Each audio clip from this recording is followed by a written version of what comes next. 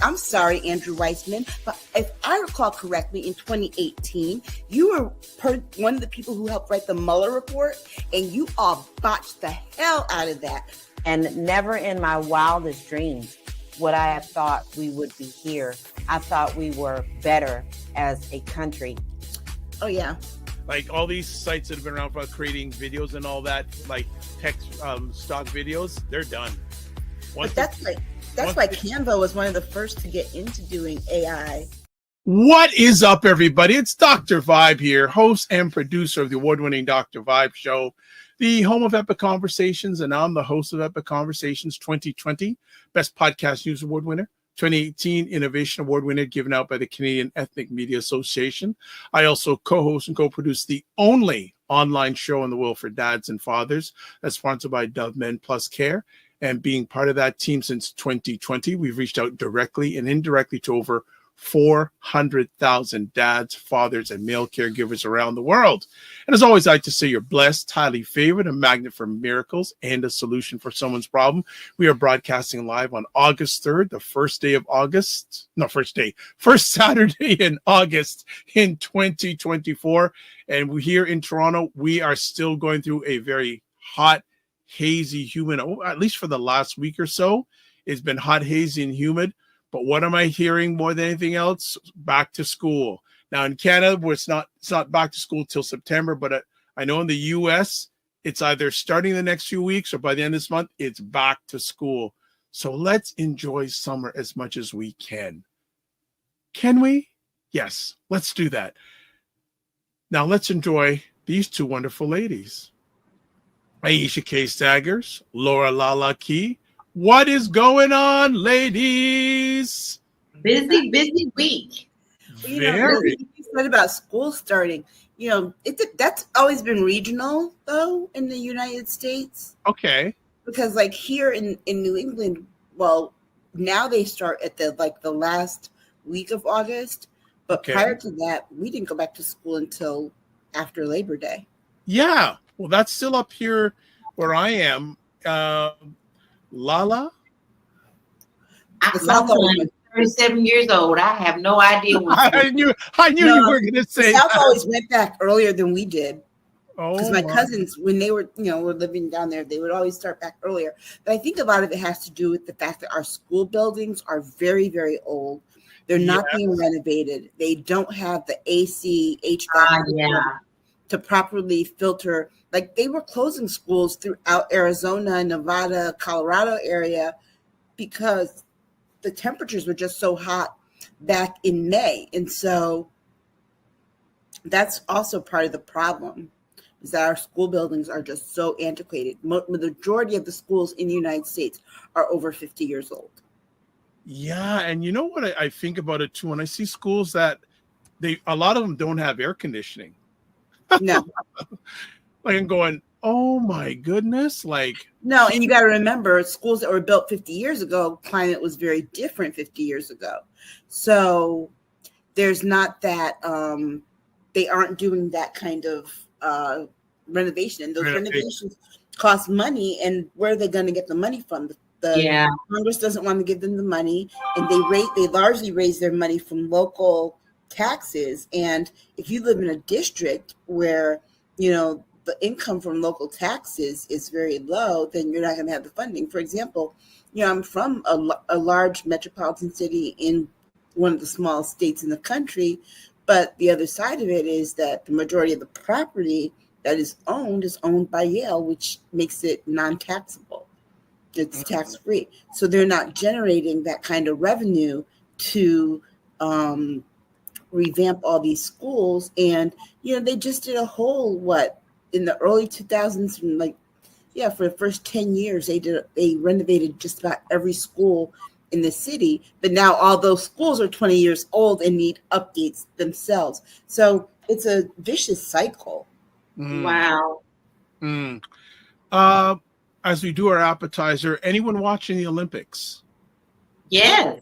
I haven't watched anything. I've just been doing a lot of reading and trying to do as much figure out how I can volunteer in this election cycle. So I haven't really done Okay. I have, and I have been so proud of our athletes, and it's been amazing. Just watching Simone Biles just makes me happy.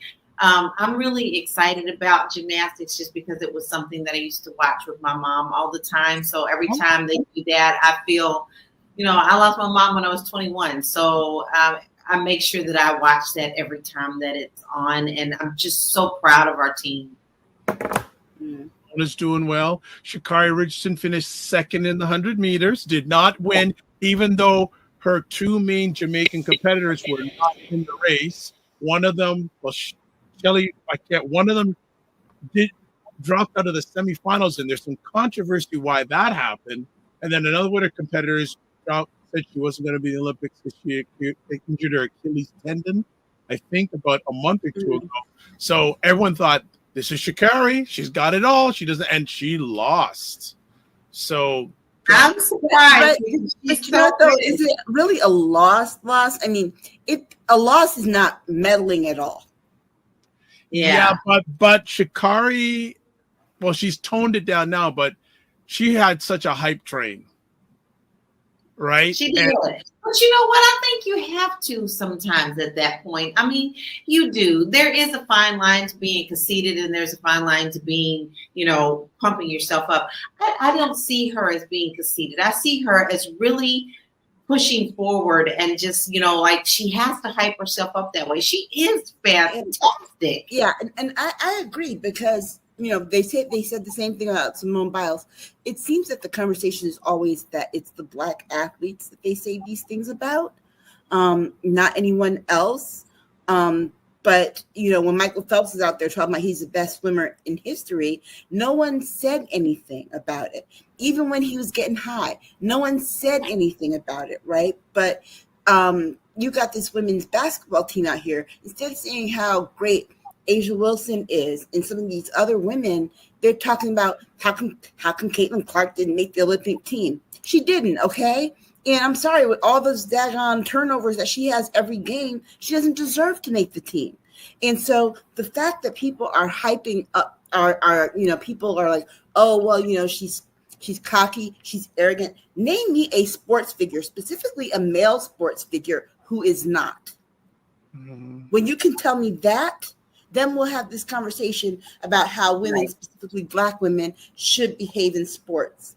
Right. I agree. I mean, there's so much also controversy going on with the boxer and all this stuff. Yes. It's crazy to me. People get in their little boxes and they don't like to live outside of their boxes. And this lady, she is a woman, and J.K. Rowling is foul for using her platform to not only spread it, but double down on spreading something that she's been told and has been proven to be false. Mm-hmm. It is horrible. It is terrible that they're doing this. Yeah. And so my thing is, she's worked so hard to be where she is. She's probably lived with being bullied all her life about the way she looks or whatever. And now it's on a world platform. And to me, that is just sickening to my heart. Yeah. And they were talking about it on like I said, in Urban View yesterday, they were talking about this specifically. That woman came from Algeria. If you don't know where it is, it's in Northern Africa. And she comes from a country where being LGBTQ can be not just a criminal offense, but a mortal offense. Yeah. And so by spreading something that's not true about her, they're making the conditions for her return home to be very unsafe. Okay, well, some people saying hello. Ryan says all male sports figures are arrogant. It's like they think it's part of the job description. And of course, number one fan, Jen Meyer says, hello, everybody. Good stuff. Anything else you want to discuss in the appetizer? Because we got more than enough. It's a lot going on. That's all I got to say. I want people to make sure that you protect your peace because, see, it's really easy to lose yourself Yeah. when it comes to these elections. And to be very honest, you need to protect your peace. And that's exactly what I'm doing this weekend. I pretty much shut off everything this weekend. I'll check in once or twice, prepare for the show. But other than that, I had a lovely day with my husband, and I'm not going to let this stuff get to me, because people are angry and people just say anything they want. And guess what? Tomorrow is not promised. I'm going to enjoy my day. Okay. Yeah, I agree. Part of protecting your peace is knowing when to do things that for you are non-negotiable. Like for me, non-negotiable things are things that give me joy. So honestly, turning off the news, sometimes you have to. The news cycle moves as fast as we let it move. Let's be very honest that viewers, audiences, we are consumers. We actually drive the cycle. If we slow it down, the cycle will automatically slow down. For me, I just, I like to go back and watch classic TV series and try to, shows I haven't seen in years, and go sit back and watch those instead of sitting and watching the news, because it allows me to take a breather, but also too, you get to relish in a time when things moved a little bit slower than they do now. And for that, half hour or hour or so, you can just kind of be in the moment and be in that time frame, sitting on the couch, eating popcorn and, yeah. Well, throughout the week, my evenings were spent sitting on my veranda, enjoying a nice breeze and watching the sunset. And I will probably do that after the show today, because the sun still doesn't set completely till after 9. Still, I know time's going by. Just sit on the veranda and just relax. So let's get into it. Primetime Saturday with Aisha LaLa at Patreon. There's the link. Primetime Saturday show store. There's the link. Any updates on merchandise, especially from LaLa? Because last time you were on, I gave Aisha the link. Okay, good. And also, too, we got to talk about the Patreon. We rebranded Primetime 10 and 10 to Girlfriends Chat with Aisha and LaLa. Okay. Yeah, and we enjoy it so much. So it's more of a just conversation between girlfriends and friends, and Nice. All right. And don't forget, Jill Jones will be joining us this Wednesday. Yeah, Jill Jones. If you've been around a while, you'll remember she was with us, and she's coming back on the Girlfriends Chat. Also, the Discord group, please email me at dr.vibe at the drvibeshow if you want to be part of the Discord group. Subscribe to the Dr. Vibe Show, on YouTube, and hit notification button, because our next goal is 1,600 subscribers. We've smashed through 1,500. 1,600 is next. Also, follow me on Facebook, LinkedIn, and Instagram. And if you want to advertise your business, product, or service on the platform, email me. And also, too, mentioning Dr. Chachi, who filled in wonderfully 2.5 hours worth wonderfully last week. Wow, you guys went that long? Was a long show. Oh, yeah.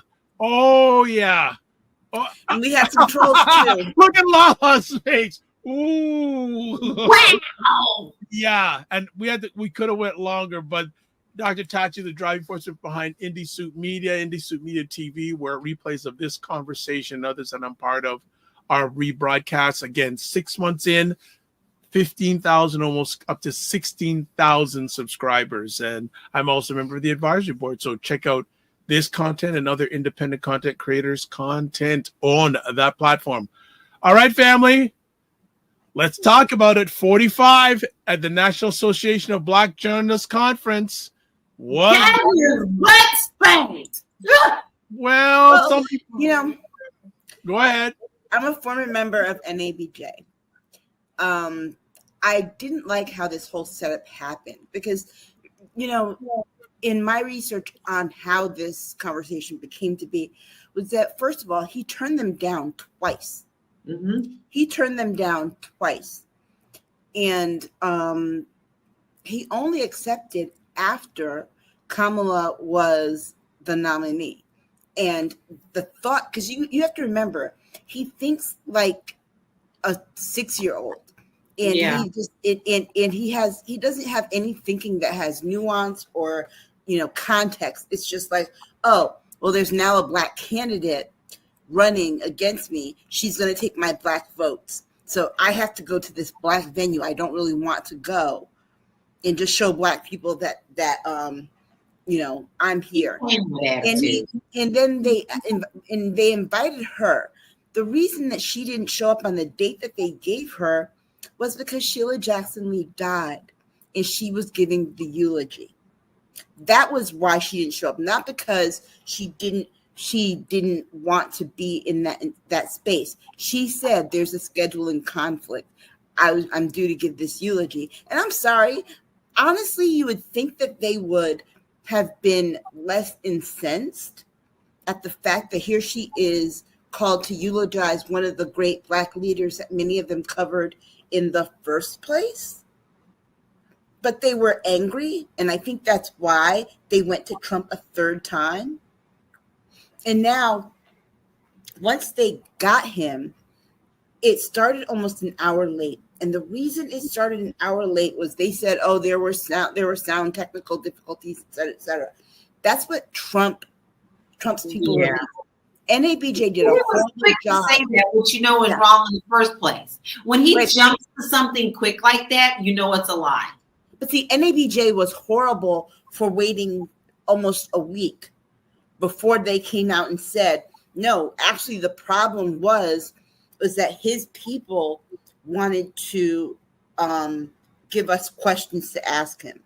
They wanted to have approval over everything, and we weren't going to let them. So the reason it started almost an hour late was because of back and forth at the last minute from Trump's people with the hosts and the event planners. And so when he gets on there, now mind you, this first Black woman, the woman in the blue suit from ABC News, she shook his hand. Everybody shook his hand. So I don't understand what his complaint about her saying, well, she didn't say to me, hi, sir, how are you doing? Nice to have you here. She shook your hand. That implied, hi, how are you? Now let's get to the question. You weren't there. You weren't there to have your ego stroked. You were there to tell the Black community why they should consider you, because these Black journalists were going to go back and write articles for Black people to tell Black people where he stood on the issues. The problem is there are no issues that you stand on, especially none that support Black people. Kamala Harris actually has a record in the Biden administration of over 100 executive orders that directly impact and were specifically for Black people. So the whole point of him being there was just to show face. But then he also was Harris Faulkner wasn't the Fox News reporter that was supposed to be there on the stage with him. It was supposed to be the man that's on Fox and Friends, but they brought Harris Faulkner. Again, we talked about this in the pre-show, but Harris Faulkner should not have been there because she's not an NABJ member. It should have only been Black media who are members. That's the first thing. The second thing, the woman from ABC was asking very, very pertinent questions. He didn't want to answer that question.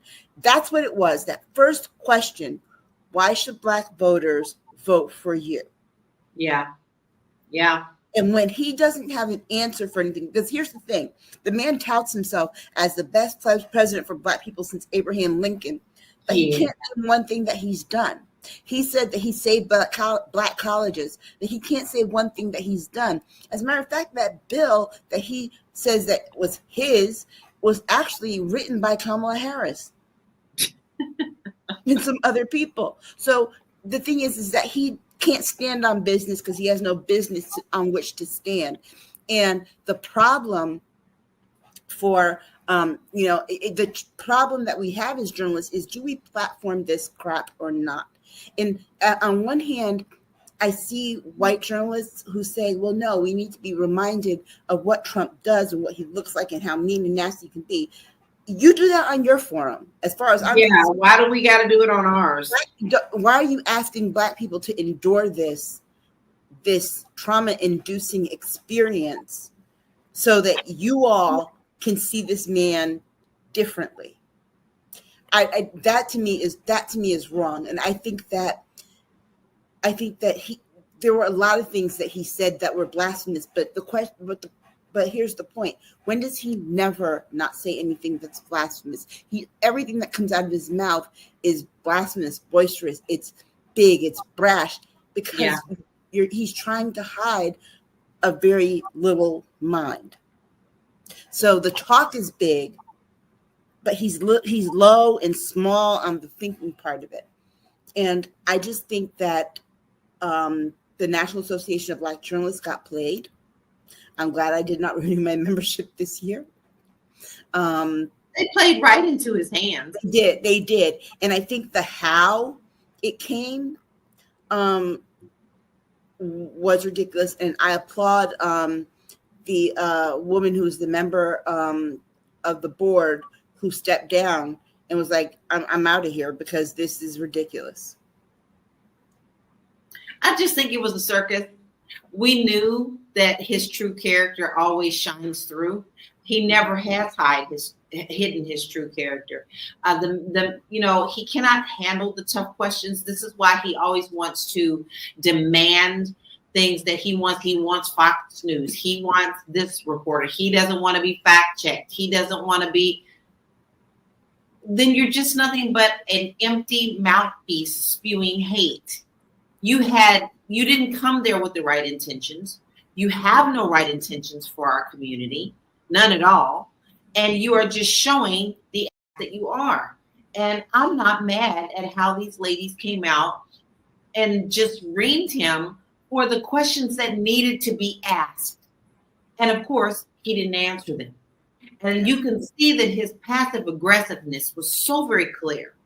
Now, I know that there's been like a lot of analysis with the water bottle and all that stuff. And I think that's a little going beyond things. But there was something really strange about that, too. I mean, we knew he had his own water bottle. So what was that all about? I mean, it was just like he was trying, like he tightened it like as it was an aggression. He does not like to be questioned by anyone, but especially Black women.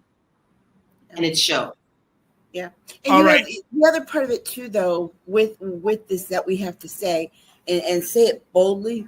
And I saw the woman that was in the middle. I've seen her on some different shows talking, and I think that what she's basically doing an apology tour now, because I think people are giving her and Harris Faulkner more credit. It was the ABC reporter that stood up to him. It wasn't all three of them. There was one, because it was the one that he was the most hostile to. That's how you know that she wasn't lowballing anything. And let's be clear, this impacts the debate too. There are two reasons he's not showing up to that debate. One, he does not want to have to go toe to toe with Kamala Harris, because Kamala's ready for him. Okay. He will go open on him. He's not ready for that kind of street fight, right? Even though he's from Queens. But beyond that, it's not lost on me that this debate was supposed to be on ABC. And after how he just behaved with an ABC reporter at NABJ, he didn't want to take the chance that the moderator that they would assign would be that woman, the woman he called to that woman, her. Yeah. He didn't want to take the chance that it could be her, and she'd have round two to go at him, and there would be constraints on him at that point because they agreed to certain rules. And so notice he always wants to always defer to Fox. Yeah. Because he feels like that's his best battleground. Okay. Lots of comments to come up to bring up here, and I want to go a little bit deeper into this conversation. Fitness IQ Cam says, good evening, ladies and gent. Have no fear. Dr. Tachi's here. Happy Saturday. Regina Ferris says, good evening, Dr. Tachi. I know you can, and Dr. Tachi goes, hey there. And she goes, Tachi, sorry. And then Dr. Tachi says, and that's when you say, no, thank you. We don't need you, Dr. Tachi. Right. We don't need him. Dr. Tachi says, Regina Ferris, no worries. And Regina says, exactly. Dr. Tachi says, that was a tactic to Saul, saying she didn't say hello. Regina says, I hope the $2 billion to black farmers comes up at some point and the positive impact of Queen Sugar on that, quote, apology, unquote.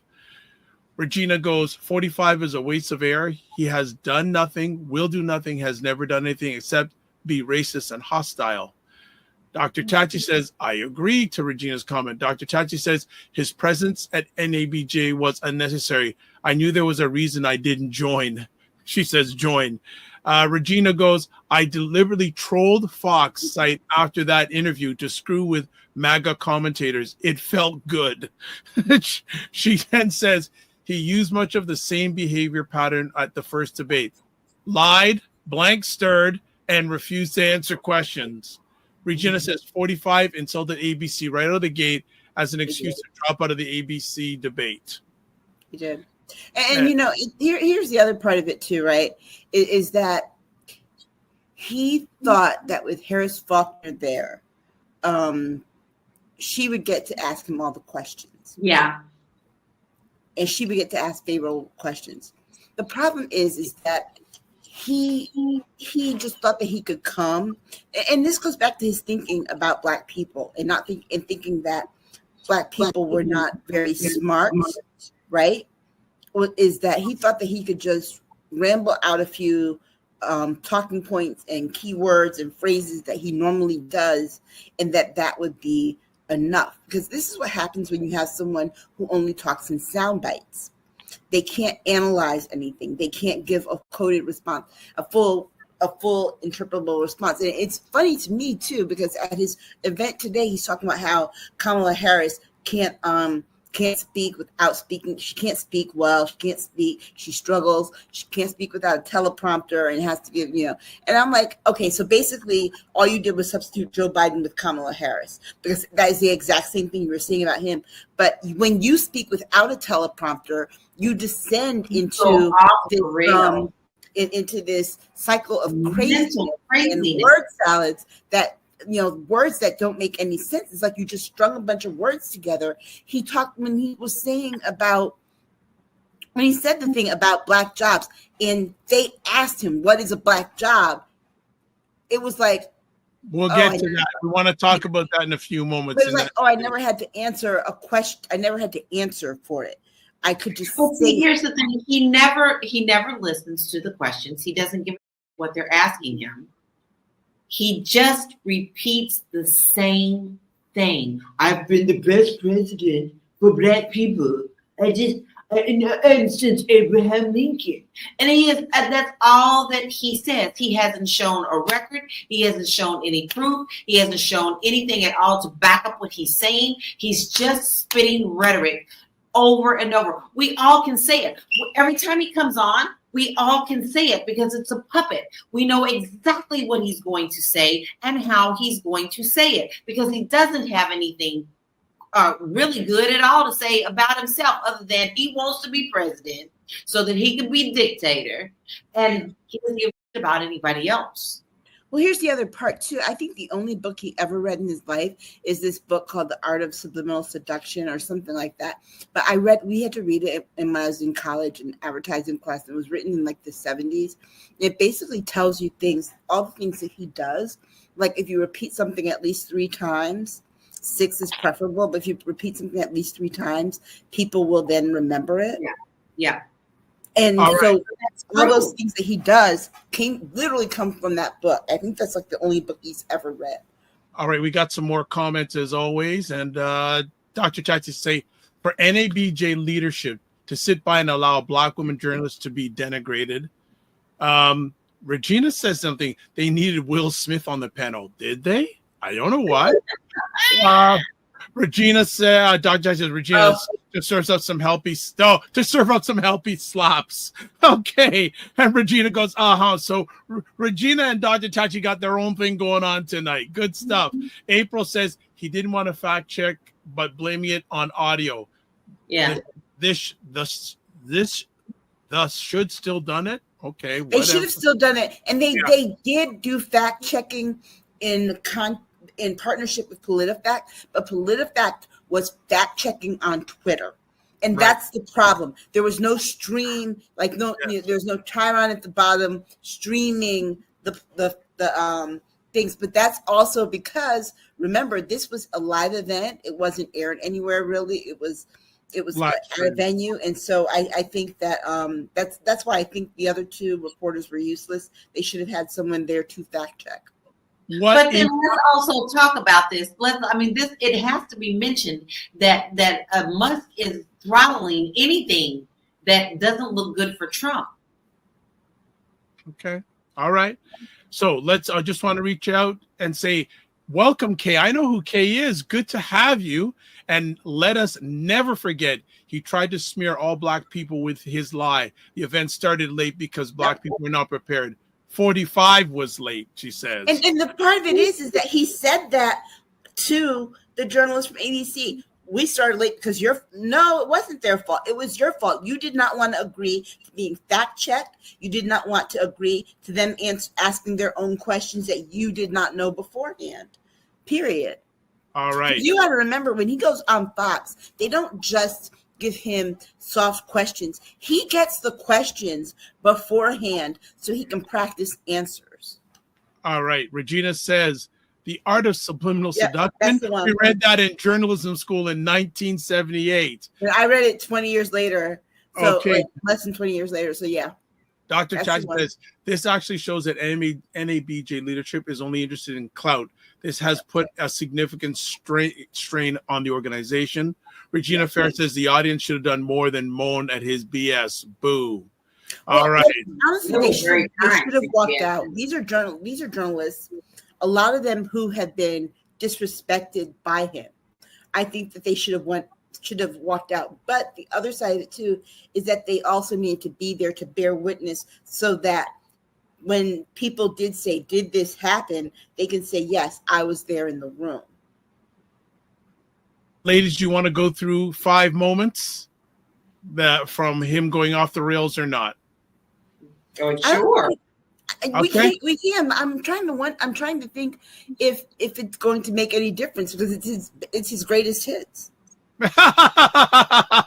Hey, we just lost Lala for a moment. I know she'll be back. Well, let's do it. Let's run down his top 5, because it's the same top 5 no matter where he goes. Okay, so this is an article from Axios. And so it's titled 5 Explosive Moments from 45's Off the Rails NABJ Interview. Number 1, 45 attacks Harris over her race. 45. Let's talk about that last. Okay, all right. Okay, he said he would, quote, absolutely, unquote, pardon January 6 rioters. 45 reaffirmed He said that before. that he would pardon those convicted in January 6 attack, saying, quote, if they're innocent, I would pardon them, unquote. There's really no need to go into what he said, actually, because he's said this before. We've covered it before. He said this before. The only thing that was different in this particular circumstance is that he said, well, you know, they didn't jail anybody who participated in riots during 2020. Let's be very clear that there were not a lot of riots. Oftentimes they found that the people that came in and caused trouble were Trump people that came in and caused trouble.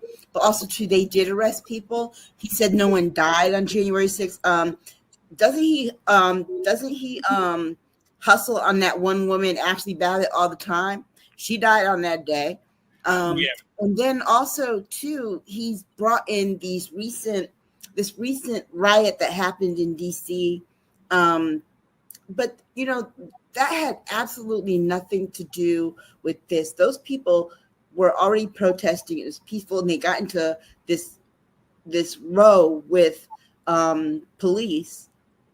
But they did not try to stop an election, the counting of votes for an election.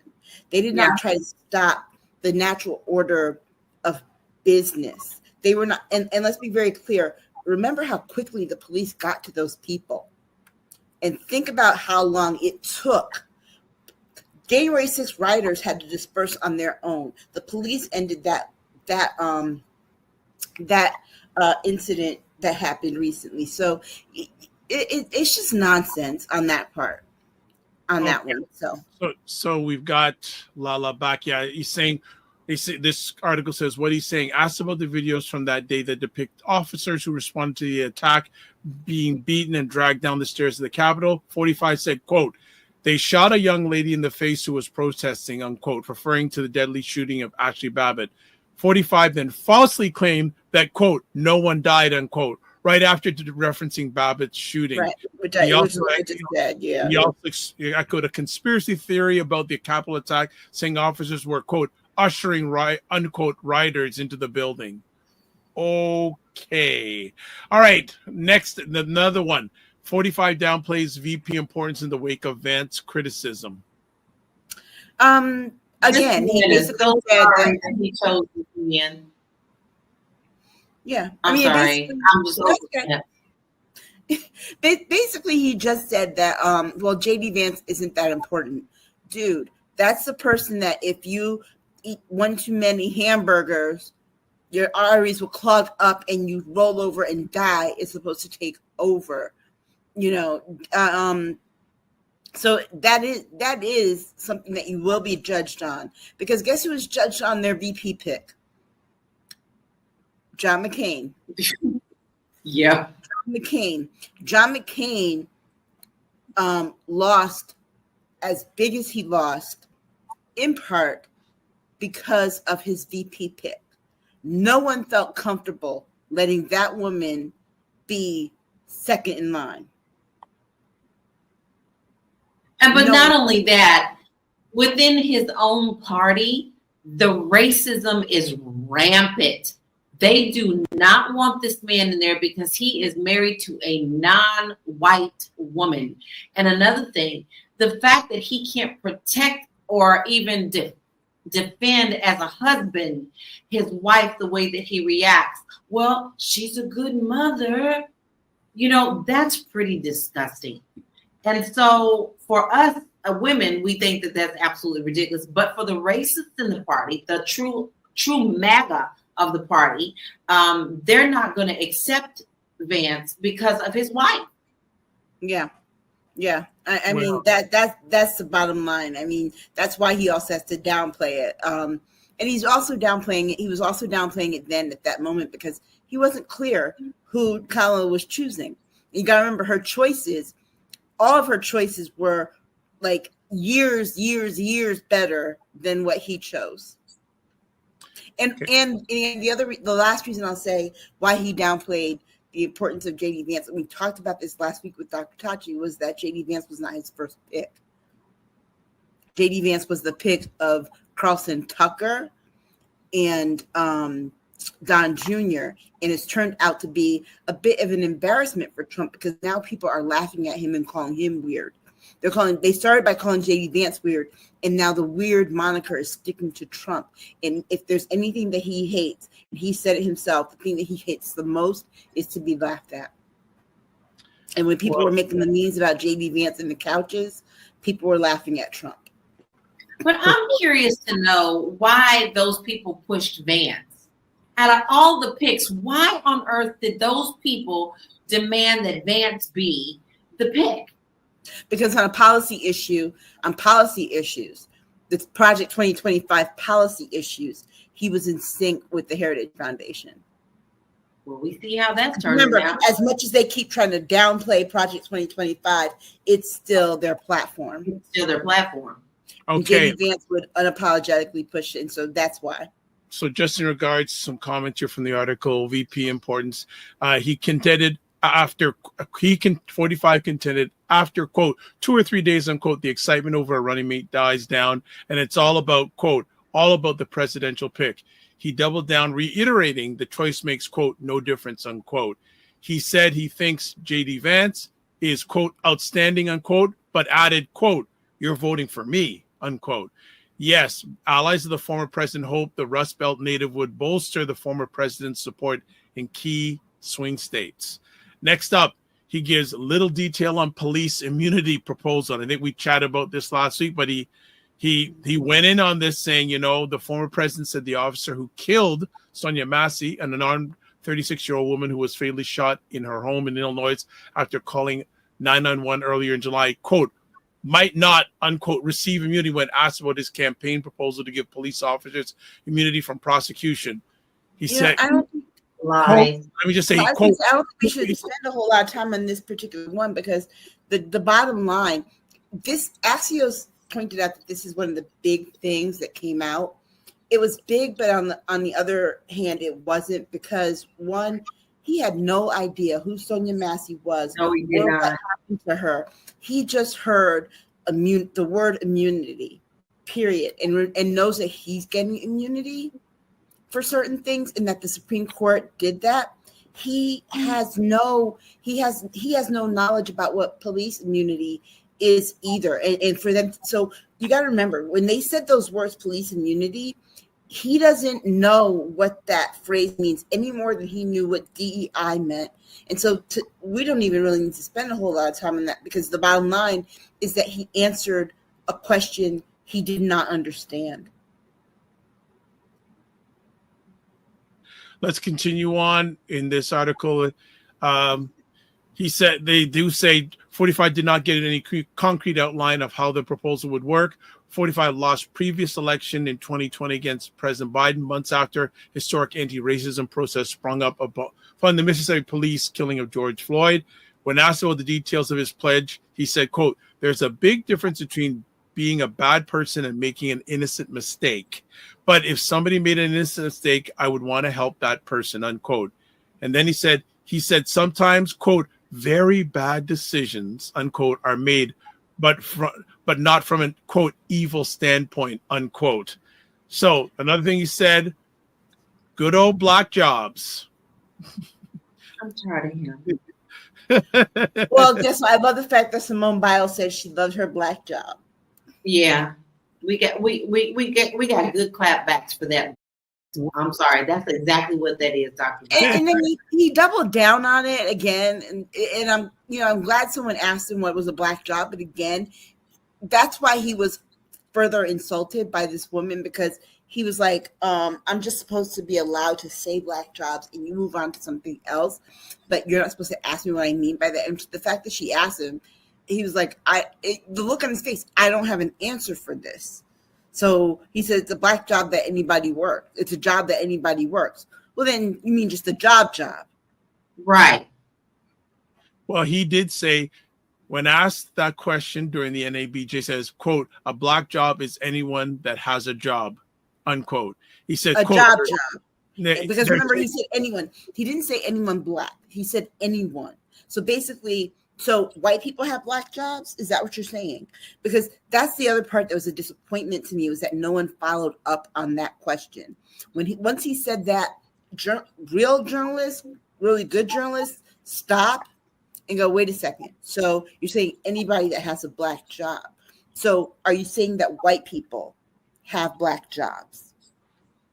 And then what specifically are those black jobs? Because the point is to get him to say what he really means, and he means low wage jobs. He said, quote,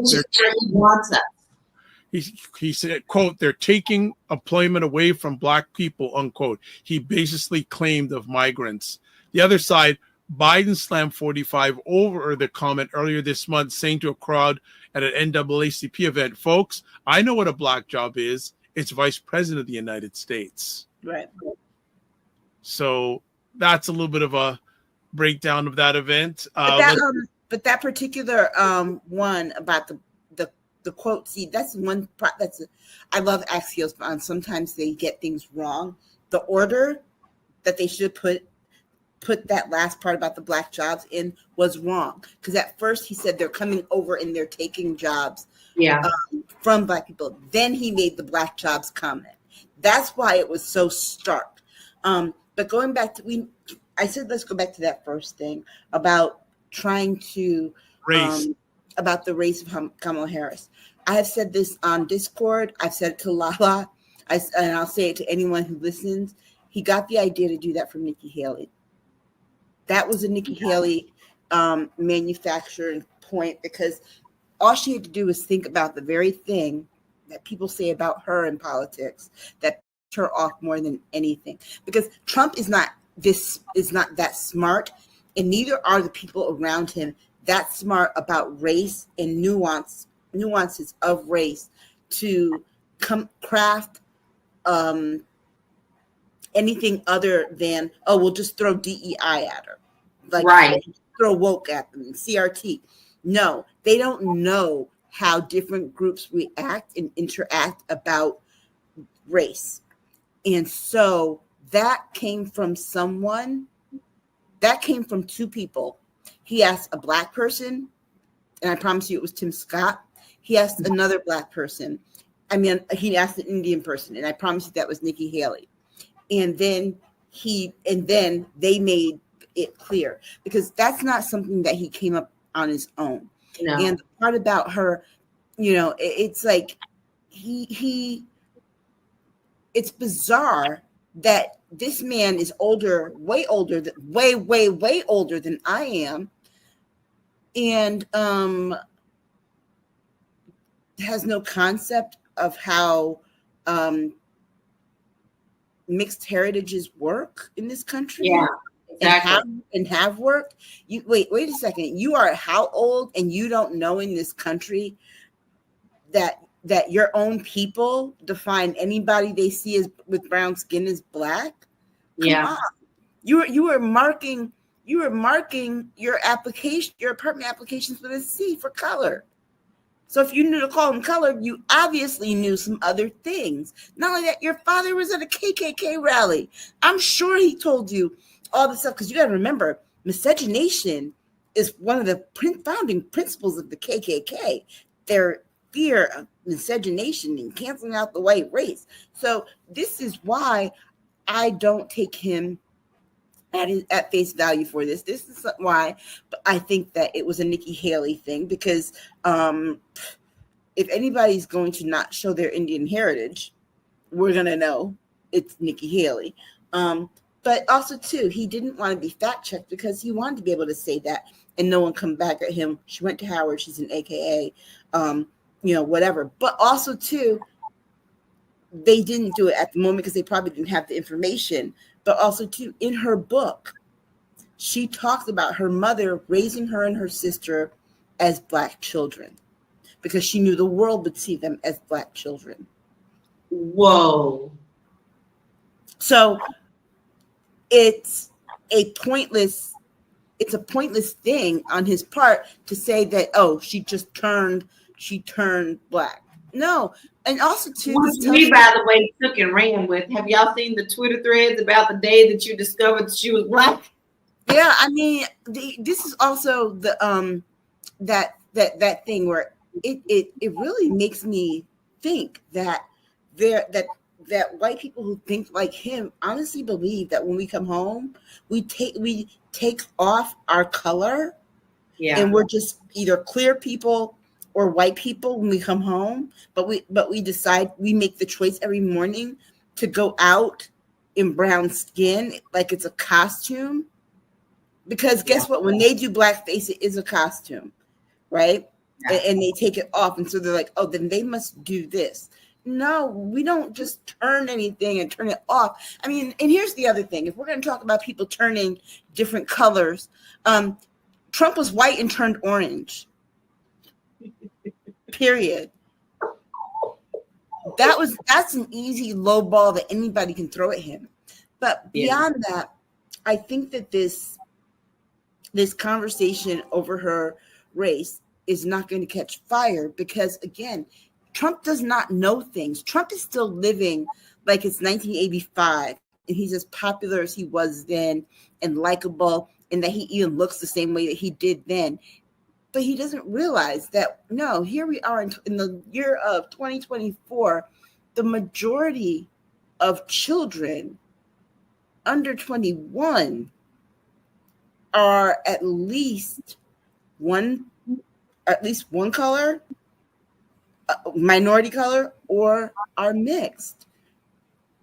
So they're children of color, and a lot of them are multiracial.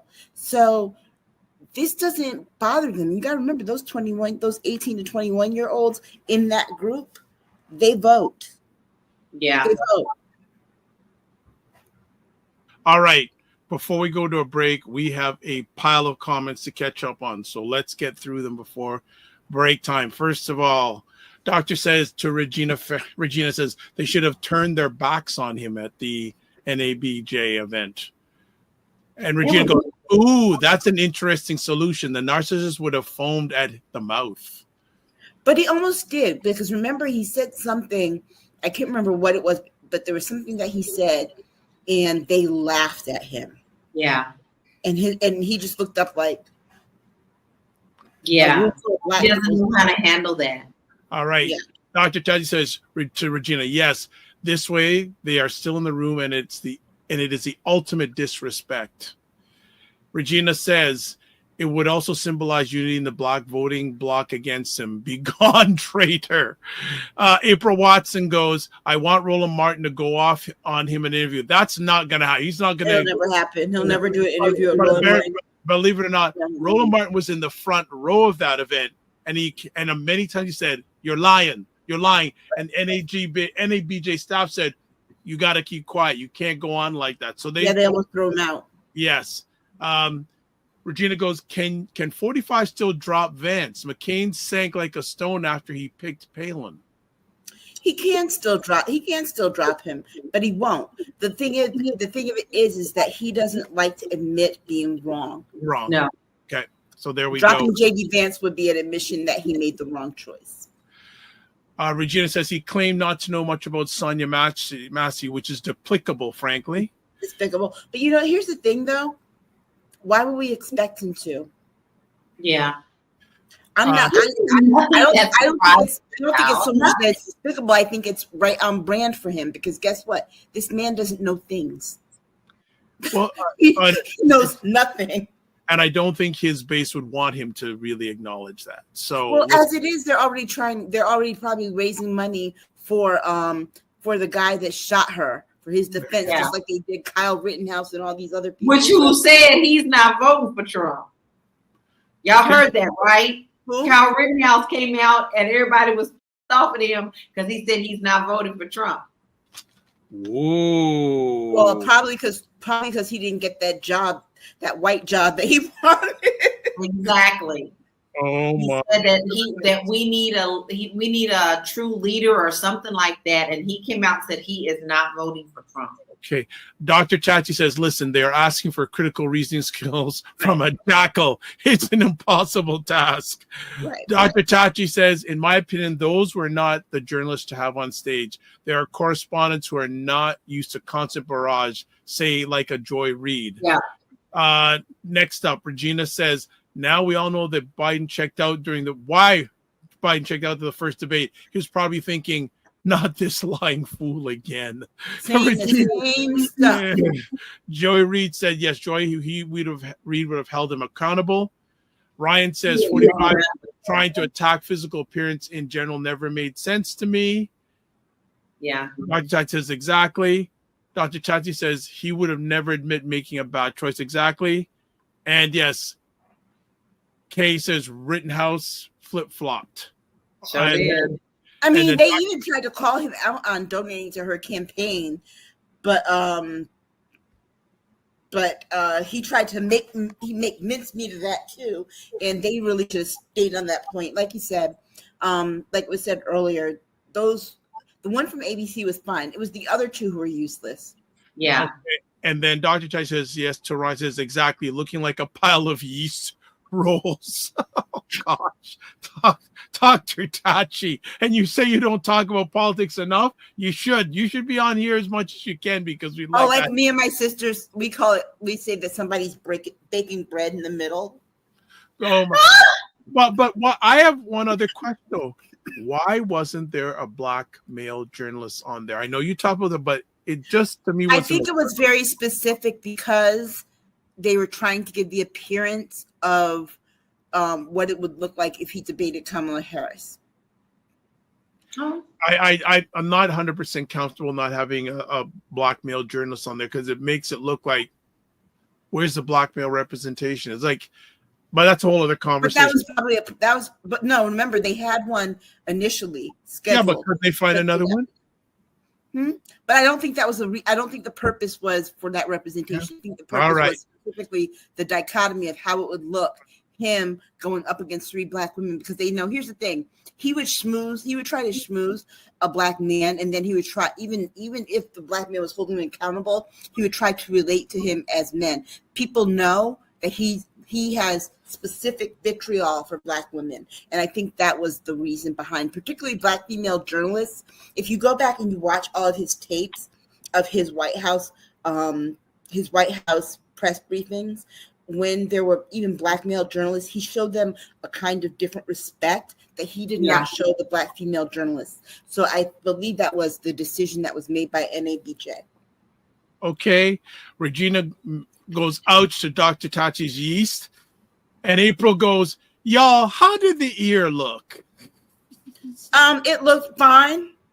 It looked fine. It looked fine for somebody that got hit with shrapnel a couple weeks ago. He's still trying to say that it was a bullet. No, because here's the thing, because the FBI, Chris Wray said he wasn't sure it was a bullet so much, maybe shrapnel or broken bits of a bullet.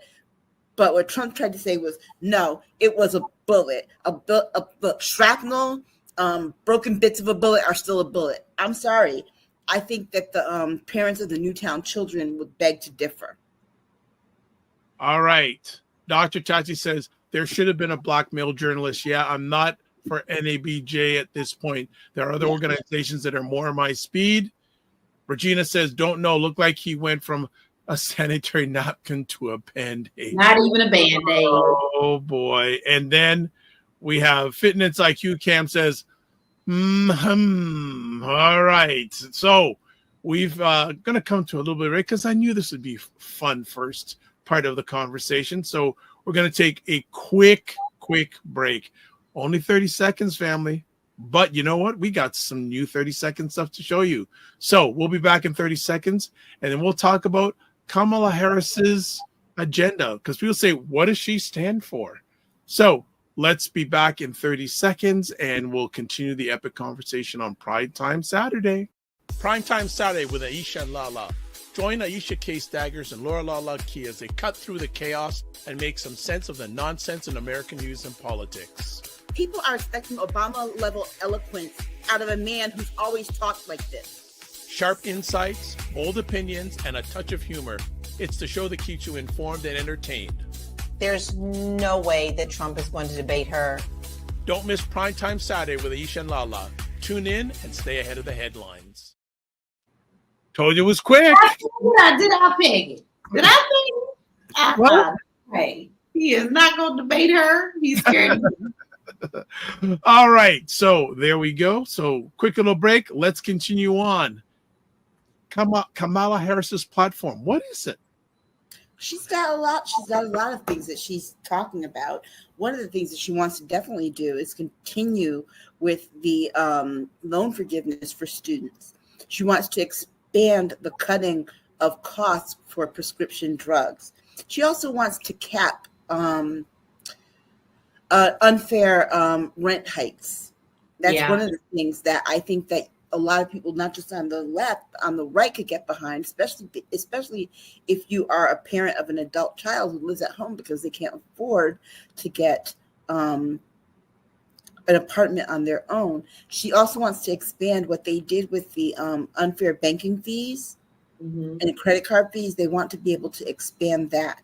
Of course, she wants to redo. She wants to put codify Roe. She wants to do sensible gun violence checks that we couldn't get done before. But the thing that really should stand out to people, and she said this very much in her speech in Atlanta, was that she wants to deal with the price gouging. The reason she said, yes, the economy is recovering, but she pivoted in a way that we kept asking Joe Biden to, and he just didn't. But because I think that the economy was, it was his issue, you know. But like she said, the economy, we've had a great recovery. However, the costs are too high. Groceries are too high.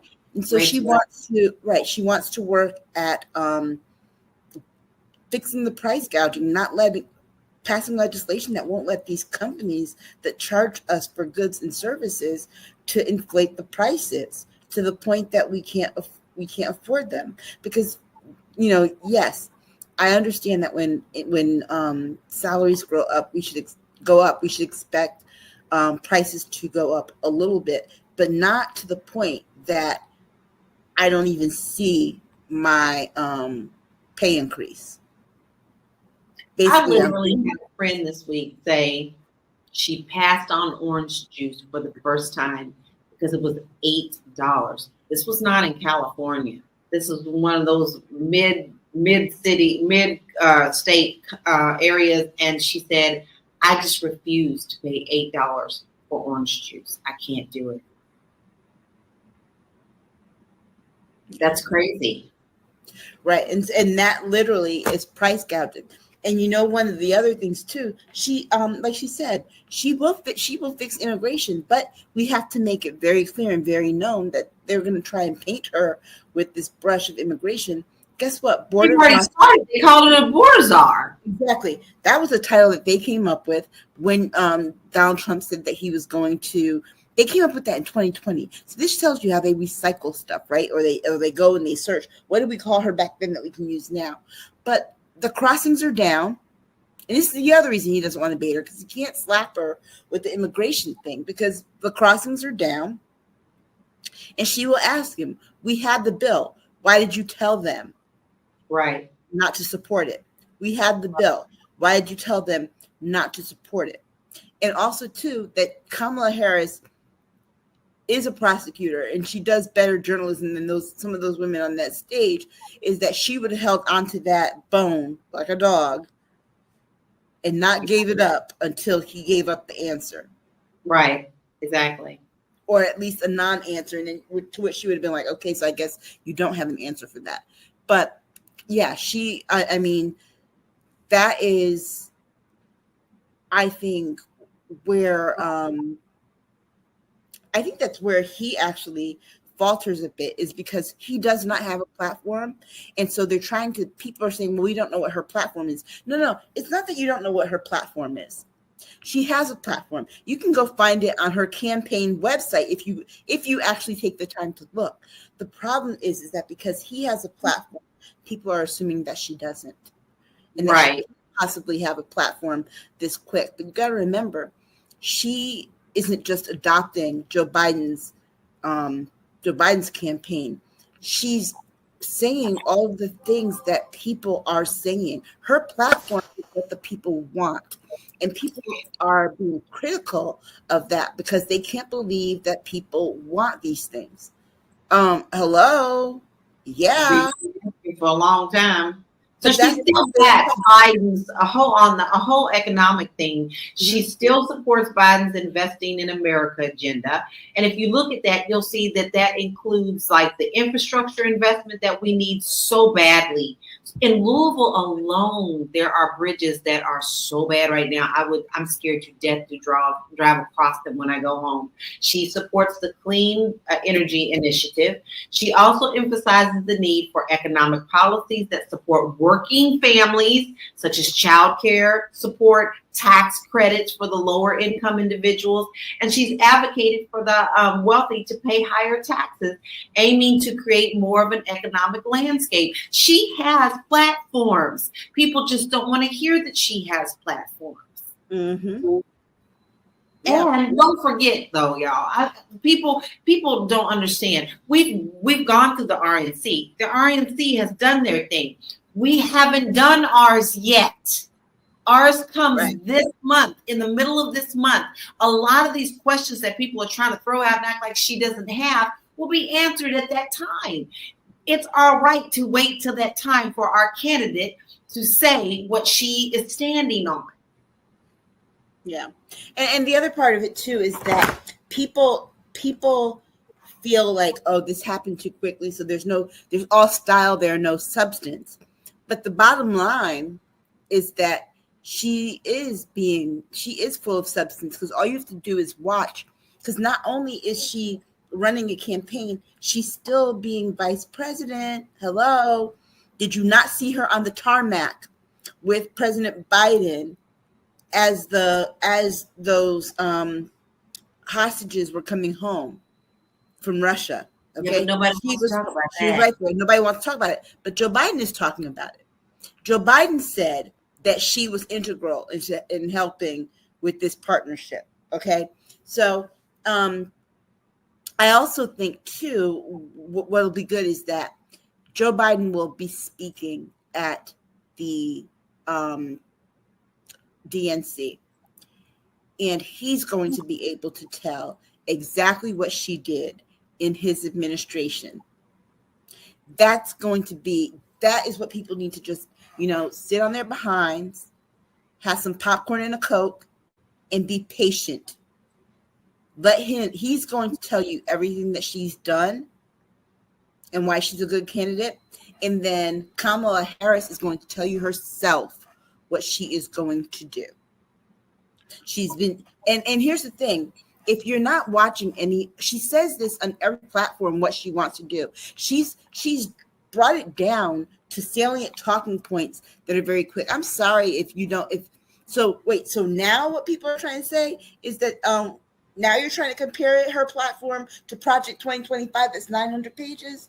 Really? That's what we're doing? But at the same time, you also want to act like Project 2025 isn't Trump's platform. You can't have it both ways. No, you can't. But see, that's all they are, is double standards. So, I mean, you know what? I'm just so tired of the fluff. I'm so tired of the smoke and mirrors. America needs better than this. And we both have said that. Even when Biden was in, we were like, oh, Lord, here we are. We know that he's done good things. But once again, we were like, okay, we got to go with what we got to go. Now we have someone who is completely viable, completely smart, completely knows what she's doing, and we're still fighting smoke screens. I'm tired. I'm tired of this. She has an agenda. She has the smart. She's not afraid to go toe-to-toe with Trump. And it's so very clear. But yet, like I've always said, you're never, ever going to change the MAGA Kool-Aid drinkers. You're never going to. So it's the people that we need to get that are undecided or independent and on the fence about whatever they're going to do. Those are the people we need to make sure that we get to. And we need to make sure that people understand they still need to vote, because your non-vote still is saying something.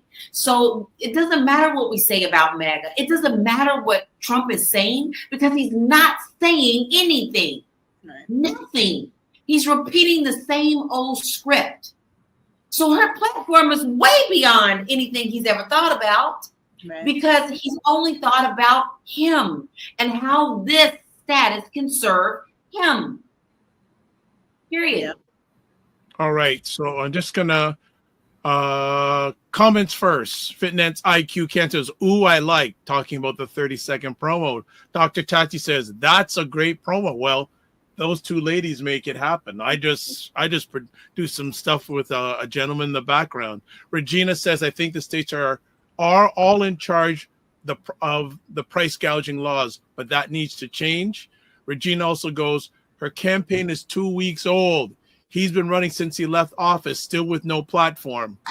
Regina also says, glad Biden is going to be praising her at the convention. I wish the Clintons weren't speaking at the DNC. So over that chapter. All right. Yeah, I am too. Unfortunately, Kamala doesn't have that leverage over the DNC. The DNC is they operate as their own. So that would be Janie Harris. That would be the person to blame for that, for the Clintons. I think like Regina says, the price gouging laws are in the states, but you've got to have certain there are certain laws that I think that she actually can get done. That because remember, the states have their own laws until the federal government puts forth a law, right? And then the federal government law trumps whatever the state laws are. So the states have to follow the federal government. And so if it's they might be able to set a baseline law, and then states can adopt how they're going to enforce it locally, or what they'll allow locally. But you got to remember too, a lot of these businesses do business on federal land. Yeah. They might supply goods and services to the federal government for different functions and things, or get called to do state dinners to supply things for state dinners, or they have government contracts with educational institutions, or government contracts with NASA, the Pentagon, any of these, any of the federal courthouses where they have a cafeteria or whatever. So she can affect their state contracts, and that's the negotiating tool, is that, hey, look, you might not get this if you don't lower these prices elsewhere or across the board. And the thing that they like is getting their federal money, because that's guaranteed. Consumer money, it depends on the consumer. That's less reliable than the federal money. All right.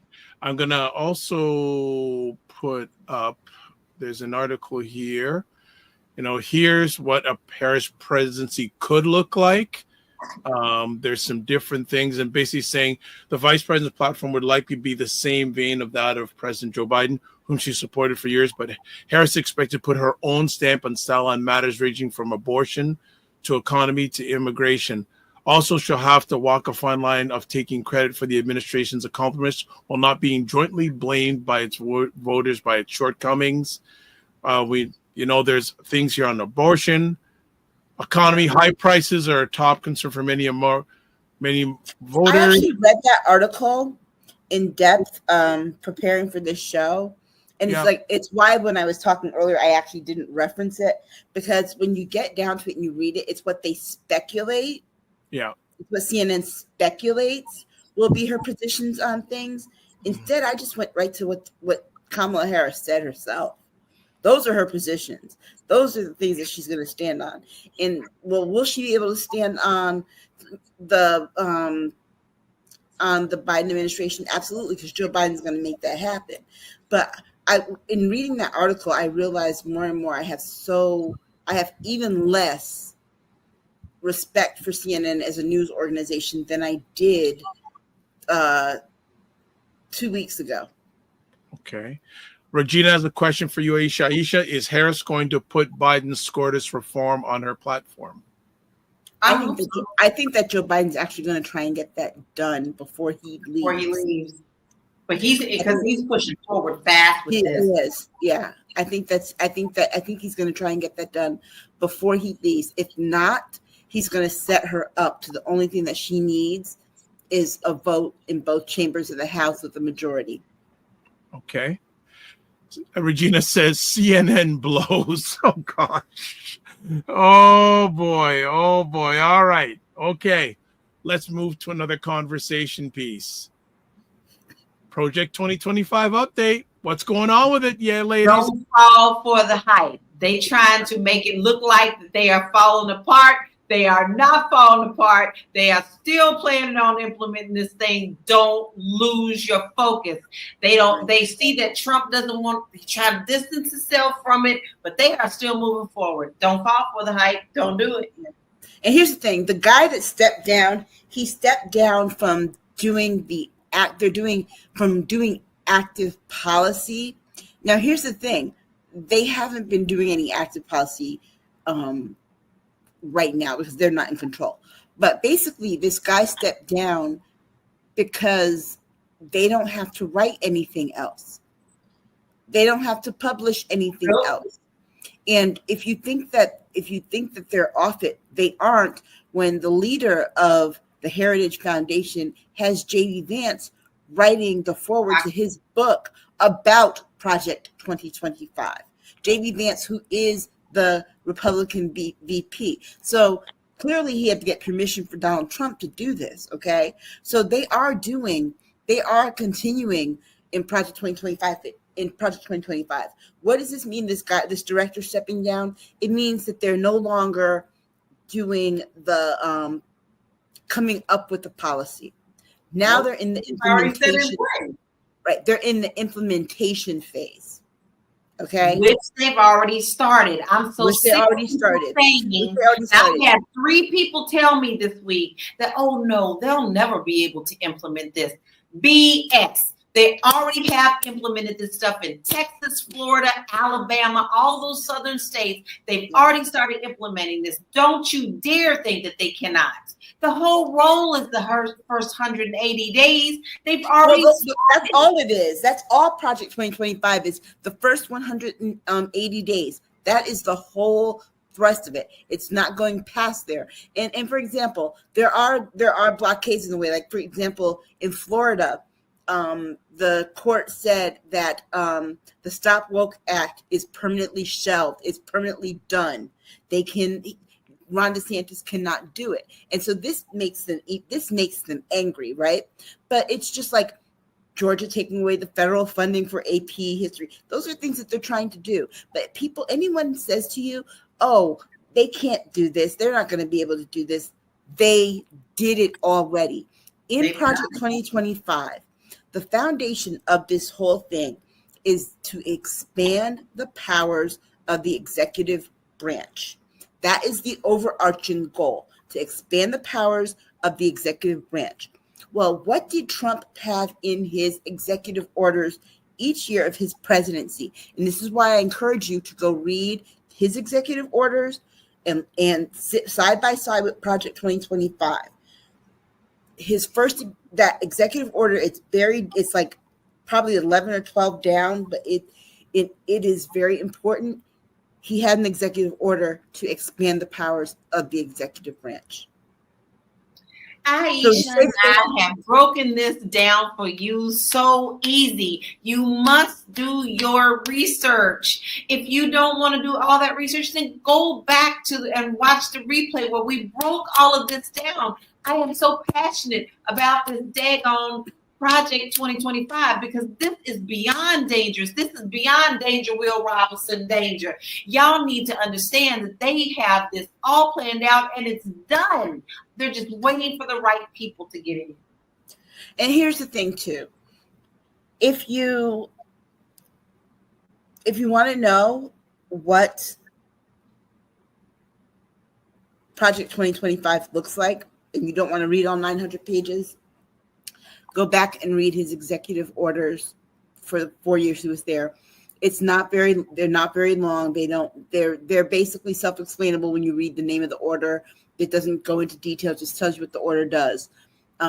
Read them and you'll be like, wait a second. This is Project 2025, because guess what it is? The only difference is the reason that we didn't see those things the way that we thought we would is because there were people there that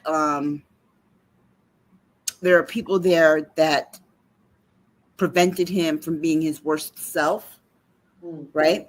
Mm-hmm. But he doesn't plan on having any of those people around this go around. Nope. So go back and read those executive orders of his and imagine what it would look like if there are no guardrails, if there's no one there to stop him and tell him these things are illegal. You'll be like, oh my God. Because guess what? One of the first things he's going to do is child separation. He's going to go back to that. Yeah. Because remember, with him, the cruelty is the point.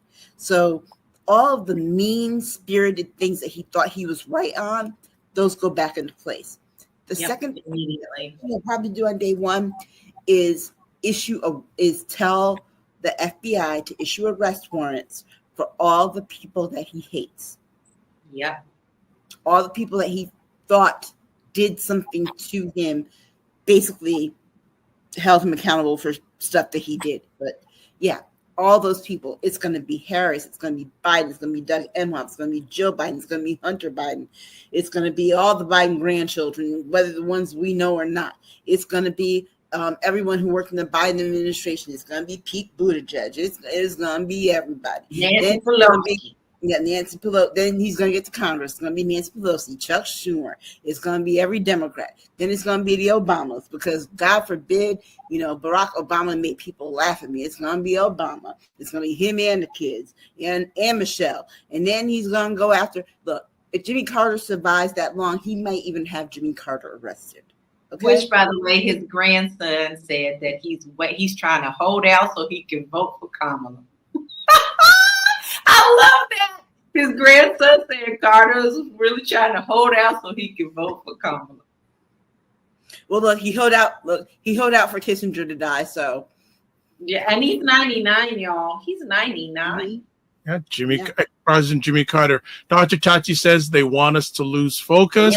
Yes. And Regina says exactly. If you look at the demographics of Texas, it should be a blue state. No wonder it is the capital of MAGA skullduggery.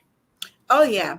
If you look at if you look at all the places that have seen an uptick in their populations of minorities, those are the ones where that will be the birthplaces of Project 2025 in 2025 if Donald Trump wins. That will be where he starts. Yep.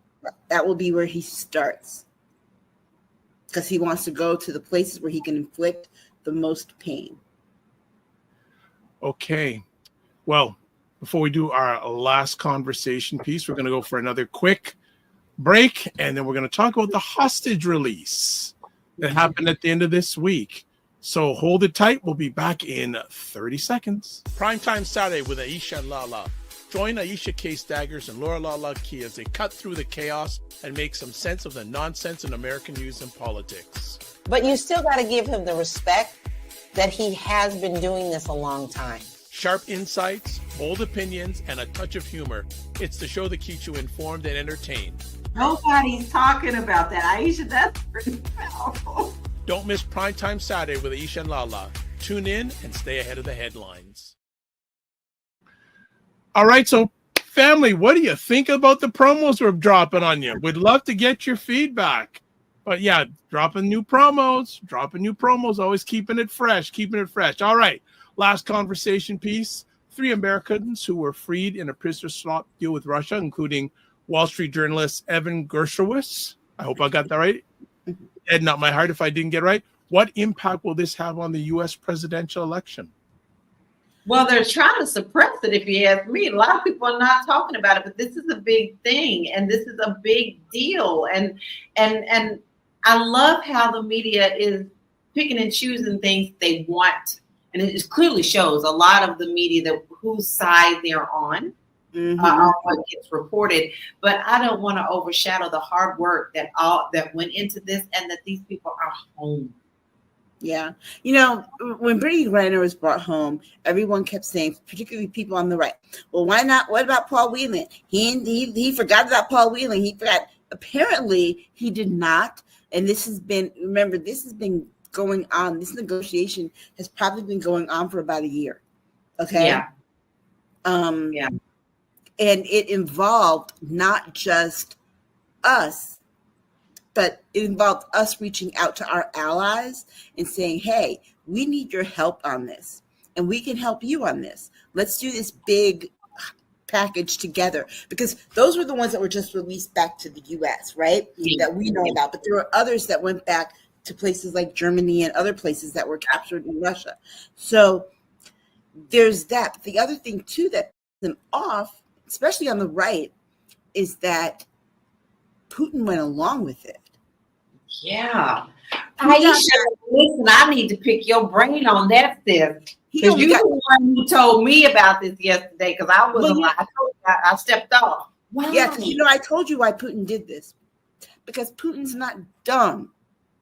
Putin is mean, like Trump, but he's not stupid. His people might only see the media that he allows them to, but you can best believe in his Russian castle, he's watching news from over the world, and he sees that enthusiasm behind Kamala Harris. He saw the fact that she raised $330 million in less than 2 weeks. Okay? Crazy. Less than 2 weeks. She raised more money in less than 2 weeks of the last month than Trump than he raised all month, like more than twice what he made, right? So he sees that. He sees how people are responding to her. He realizes that he also sees the polls, Trump's like, I'm winning bigly in all the polls. I'm like, first of all, your people need to start showing you actual polls and stop making up their own, because, and you know how little credit I give to polls, but that margin, y'all are just 1 percentage point away, whether it's her up by 1 or her down by 1. It's not the same. I need them to stop showing him the Biden polls and writing out Biden's name and typing in Kamala's name and saying here's the poll, okay? Because it's that close, and Putin can see the writing on the wall. He's like, I'm gonna have to make nice if I'm gonna have to deal with her, okay? Because guess who else has never dealt with a Black woman in power? No, you got that right. Vladimir Putin. That's and guess right. who else is just as scared as this Black woman with power? Vladimir Putin. Because you know what? What's the saying from Brand Nubian?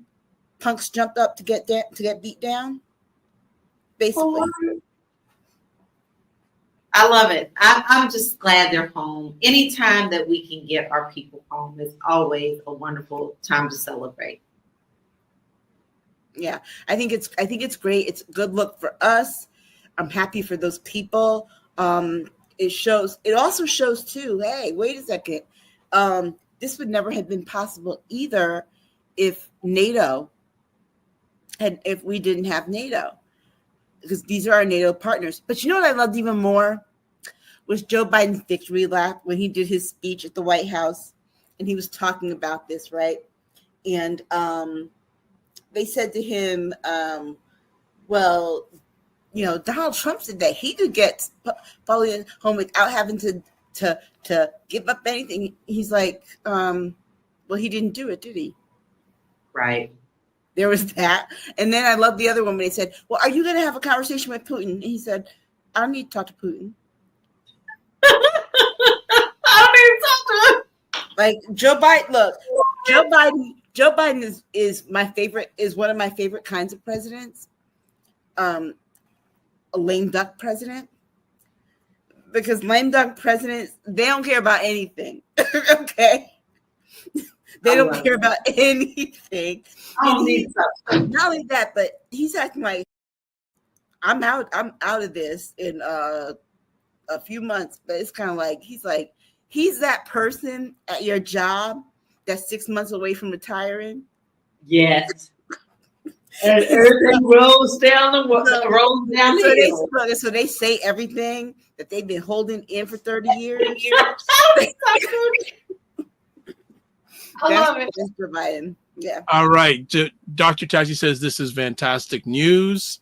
And Regina says either Putin anticipates a Harris win, or is he appearing to support her while plotting to interfere on the November 5th for 45? I don't think that he's plotting, or first of all, he's not appearing to support her. He's not supporting her, period. Sure. Is he plotting to interfere on November 5th? There's already Russian interference. It's the misinformation. But is he going to do this for that? The problem is that the fact that he made this concession tells me that this is the kind of excitement and energy that even if he tries to interfere, he can't stop. And he knows that it will have minimal effect. Because remember, Putin targets people specifically who will likely vote for Democrats. The people that he doesn't target are never Trumpers. They're those people. They're the independents. He never targets them. So that's the writing on the wall. I think that also too, you got to remember, Putin interfering in or trying to interfere in U.S. elections isn't something that just started with when he did it with Donald Trump. He also tried during the Obama elections. And I think what Putin is seeing is a repeat of 2008 when they tried it with the Obama elections, and that enthusiasm and support and the excitement from voters was not something that they could contain through any of their tactics. Mm-hmm. Mm-hmm. I think this is really him. I think more than anything, this is pretty much like a surrender. Like, I'm going to have to be good for 4 years. We'll see. We'll see. Dr. Tachi says. Nothing surprises me anymore, though. Yeah. Huh? So there's still a long way to go. I think there's still a long way to go. But honestly, being here and being on the ground and seeing this like firsthand everywhere, We'll I think she's going to win. I don't put it this way. I don't see Trump winning when even his own people who watch, for example, I was in the doctor's office yesterday. Doctor's offices are notorious for playing Fox News. So you end up sitting around a lot of people that listen to Fox News and watch Fox News when they're not at the doctor's office. That's why doctor's offices play Fox News. They don't have NBC. They don't have MSNBC. They don't have CNN. Just Fox News. And I'm sitting there and they were showing something that he said. And I heard the way the people, their body language about when he said the racist things made them very uncomfortable. And I got to say this because you have to remember, with Barack Obama, we said the same thing too. Everybody said the same thing too, that a black man will never become president. And we were all dead wrong because he slaughtered John McCain in the Electoral College, did the same thing for Mitt Romney. But also too, some of the votes that he did get were from people who did not like being considered or counted in that racist faction, even though they might have some racist beliefs. It's one thing to be racist internally. It's another thing that you don't want people to call you and you don't want the stigma attached to it. And right now, people are seeing that play out with him. The thing is that because Trump's not going to change his playbook from any of his elections, and now this one is being written this way, you have to remember too that Barack Obama didn't run against Donald Trump. Donald Trump wanted to run against Barack Obama, but he couldn't. But here he is, and he's able to run against Kamala Harris. He's running against Kamala Harris like she was Barack Obama. And he's going to, it's early, we're just getting started, but everything he's going to throw out at her is going to be everything that he's thrown out at Barack Obama in the last 15 years, especially after the DNC and after Obama speaks in her favor. Then he's going to paint her with the Obama brush, and that will be his downfall, because for you to forget, Barack Obama is still the most beloved president in United States history. Still. Well, I just say from where I'm sitting here, I think that I don't know how much more 45's base can expand, but I do think Kamala Harris has a big opportunity to expand her reach more than 45. I think that's going to be her big challenge, because probably a lot of people who weren't thinking about voting or were thinking, I'm not going to vote because Biden's running. Now that's her chance to seize the moment. And that's why all these individual a lot of people that I know that has actually said that they really were not going to vote. When it all changed and they weren't saying anything to anybody because they don't want to hear the same shtick that everybody tells them. You gotta vote. They didn't want to go through that. But now that she has come out and she's very clearly our choice, many of them, and I know I've heard at least 6 or 7 people in my circle that said, yeah, I'm ready now. I will. Well, so there's, to me, and again, I'm in the middle here. I think Ms. Harris has 3 key points going forward: who she picks as VP, her DNC speech, and if she debates 45. If she can come strong with those 3 areas, I think she has a good chance. And see, I disagree. Well, she's going to show up to the debate whether Trump shows up or not. Yeah, she's going to. That's not on her. You're not going to want to debate her. Right, because see, I disagree on that, because you have to remember, we don't do majorities here, Dr. Vaughn. I know that. We I do know that. electoral college. So I the understand. way that you have to look at how she wins is through the electoral map. Yes, I know that. She put North Carolina back in play. So even if she loses a state like Michigan, North Carolina being back in play buffers that. She's got other opportunities, I think, put it this way, she's got more avenues to 270 than Trump has. And that is really the key here in terms of who can and can't win. Because, for example, the guy who's about to be the black guy who's running for governor of North Carolina, all the talking that he's been doing about women and how horrible women are and how women, women who have abortions should be murdered, et cetera, et cetera. Well, guess what? He had to admit yesterday his wife had an abortion. So the house of cards is falling down. But again, it's also about who she picks as her VP. She wins the state. So Arizona, if she can flip North Carolina and Arizona, the possibility that she might lose Michigan or Wisconsin is okay. Okay. So she's got more. I think the reason I'm probably more hopeful about her winning, and I didn't understand this during the Obama administration when I at first thought during that whole thing that he possibly couldn't win, because I was thinking about Americans' attitudes.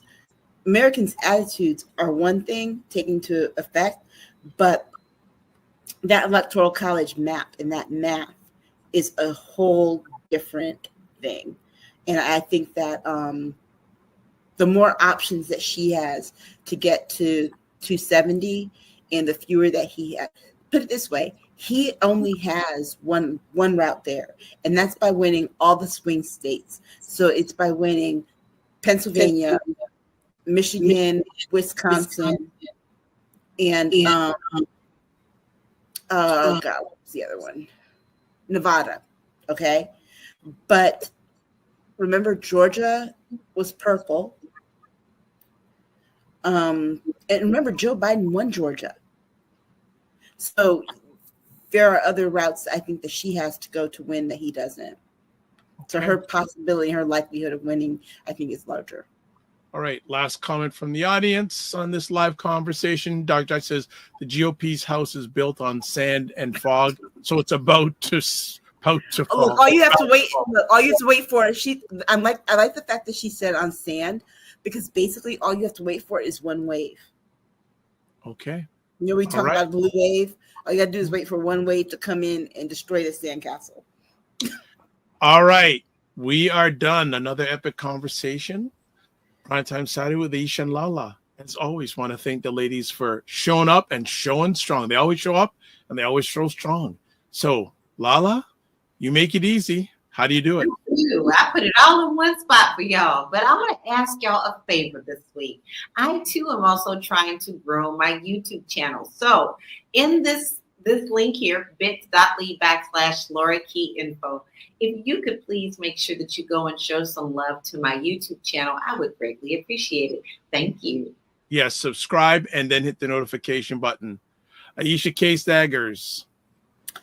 Yeah, there you can find me you'll find me on Twitter, hopefully tomorrow, because I'm still on suspension. Today's my last day, and Instagram. So, all right, good stuff. And myself, here are all the crazy places. I have never been banned on any of these platforms. I don't know what. I guess someone likes me still in the what is it? The digital sphere, the digital world. But website the drvibeshow.com. Also YouTube, Facebook, and LinkedIn, the Dr. Vibe Show. Instagram at the drvibeshow. X/Twitter at drvibeshow, and email dr.vibe at the drvibeshow.com. That's it. And as always, we want to make sure we close everything off. There is the link where you can catch the Patreon broadcasts. Aisha, LaLa, and this week, Jill Jones. There you go. The Three Amigos will be back. Primetime Saturday store.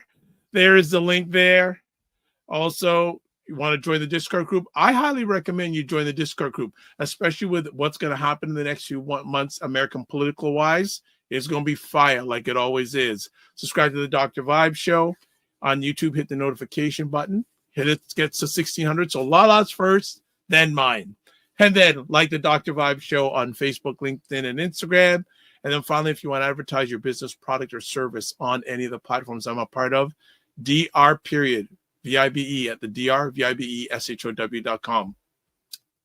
So this is how we close it out. Live your life as a dream. If you can dream it, you can make it. Sometimes you have to get smaller to get stronger.